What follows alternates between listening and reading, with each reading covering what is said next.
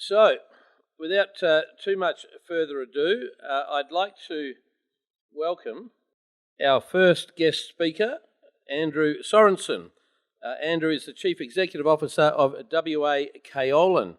And for those of you that don't know much about kaolin, you find it pretty much in everything in your daily lives. It's in paint, it's in ceramics, it's in fiberglass. It's one of those minerals that's in high demand, but you probably don't know much about it. And so, of course, somebody has to dig it up, somebody has to sell it, and somebody has to make money from it. And tonight I'm delighted to say that WA Kaolin are going to tell you a little bit about it. So, Andrew has more than 3 decades experience in operations management. He joined WA Kaolin back in 2006. We all remember that year, of course, with the GFC. And he's overseen several of the company's key development milestones. He's been fundamental in driving and implementing WA Kaolin's vision and strategy, and he guides the continuous improvement of the Wickepin Kaolin Project. Ladies and gentlemen, can I ask you please, in the usual way, to welcome Andrew Sorensen to the podium. Thank you. Okay, yes, thank you very much for that introduction, and I really appreciate everything you said. Some of it's true in terms of my experience and skills. I'm here to present all about WA Kaolin. We're a company that's producing kaolin and selling the kaolin as we speak. So an emerging producer for us means that we're ramping up to our full potential production and through a ramp up of sales as we speak. Here's the disclaimer for you. I'll take that as read from everyone. Here's a picture of me standing in front of some kaolin. The marketing people love this picture. I hate it, but anyway, they make me put it in. Kaolin, as you can see, that's as we dig it out of the ground. It's a very white clay material. We've got very low cost production. We've got very high quality materials in the ground, and we're currently ramping up, as I mentioned. Here's where we are in the ramp up. So we had pilot operations. We've got a plant in Kwinana, which is just down by the port south of Perth.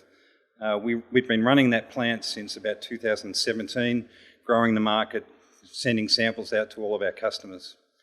We then started ramping up the stage 1. So we raised some money in 2019 through an IPO, and we spent $18 million to build a plant out at Wickepin, which is adjacent to where our mine resources are. Now, being able to do this means that we can produce at 25 tonnes an hour. That's our nameplate capacity. That equates to 200,000 tonnes a year. Average selling price of just under $300 a tonne. You can do the math on what the revenue is. We then plan to continue the ramp up through basically doubling the production, which is essentially a cookie cutter of our existing plant that's underway, and that'll take us up to 400,000 tonnes of capacity. And then we can continue to bolt on additional modules to increase our sales beyond that 400,000. And we have an internal target to hit 1 million tonnes a year within 10 years. So that's a very compelling business growth story, and we've got the resources in the ground to support it. We've got 650 million tonnes of kaolin in the ground, and if we are producing 1 million tonnes a year, we're actually going to be pulling out about 3 million tonnes of clay out of the ground a year. So with 600 million tonnes in the ground, you can see it's a very long-term mining proposition. So we're going to be generating cash for generations to come. We've got the plant operational. As I said, we've made sales. This truck here was one of the first container sales that went out of the plant last year. And as you can see, we packed the material into half-tonne bags, put 40 of them in a container. That's 24 tonnes in a container. The container gets lifted onto the back of the truck and taken straight to the port.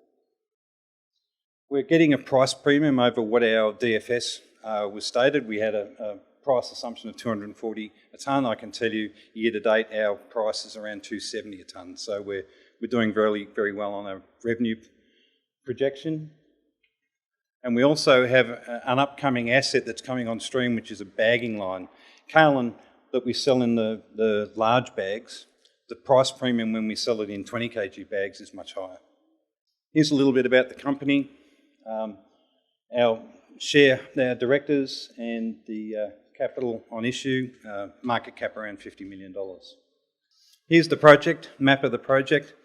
We're about 2.5 hours drive from Perth, and we're equally distant between the ports of Perth and Bunbury, so we have plenty of shipping options.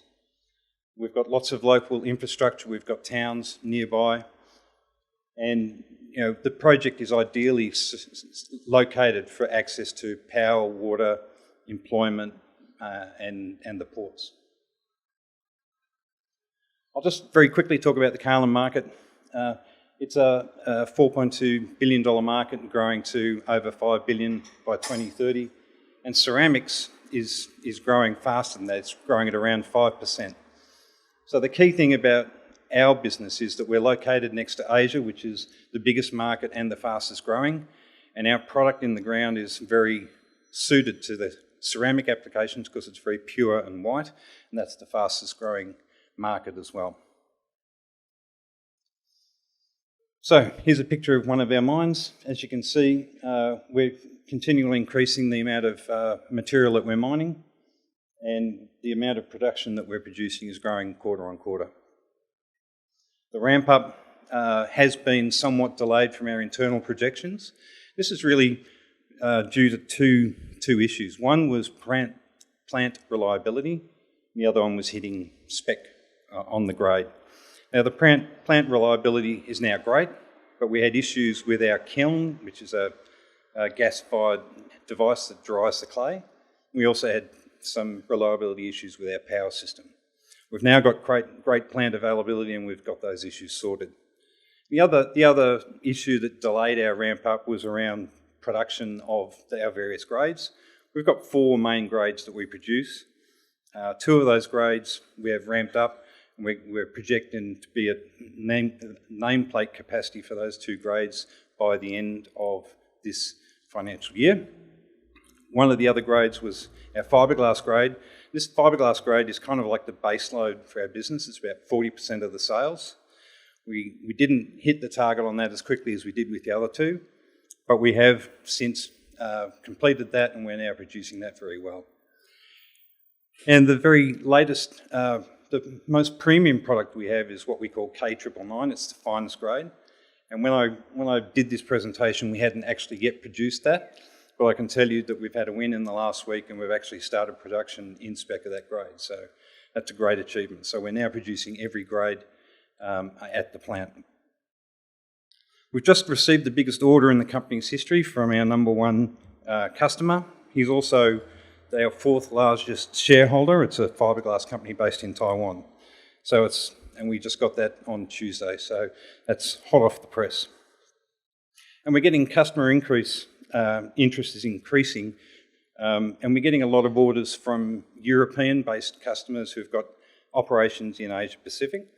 And this is really on the back of what's happening in Ukraine. There's been a real tightness of supply in kaolin because a lot of clay comes out of the Ukraine. And we've had a lot of inbound inquiry, and we're right in the middle of converting those inquiries into ongoing business. And I did mention that 20 kg bag market that's coming up.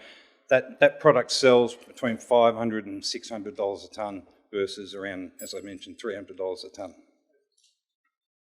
So I'd just like to conclude by saying that we've successfully delivered on stage 1. We did it on budget. We were a little bit late. We're about 3 months behind our projection in terms of building the plant, but we did it on budget. And I think that's a great achievement in the environment that we did it. As I mentioned, we've got premium pricing for our products compared to our projections. We've got a very big mine with high quality materials. That's a picture of the mine there. That's not doctored up. That's actually what it looks like. It's very white, and some of the people in the audience who've been there will attest to that.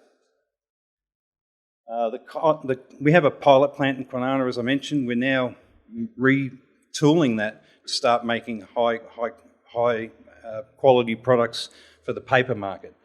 So that's a new, and that'll give us access to much higher volumes than what we're doing out of the Kwinana plant. And we're an emerging global player who is in production.